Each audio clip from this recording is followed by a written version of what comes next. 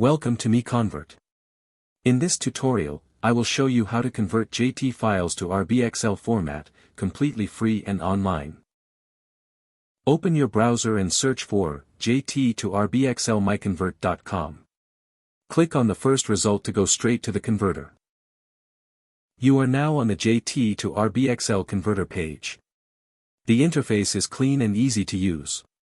Let's upload a file. Click the Choose File button. A file picker will open. Select the JT file you want to convert, then click Open. Your file is loaded and ready. You can see the file name, size, and destination format. Click Convert now to start the conversion. The conversion is in progress.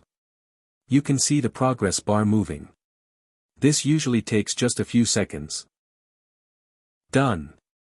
Your file has been successfully converted. Click Download to save the RBXL file to your computer. That's it. Visit MiConvert.com for more free conversion tools. Subscribe for more tutorials. Thanks for watching.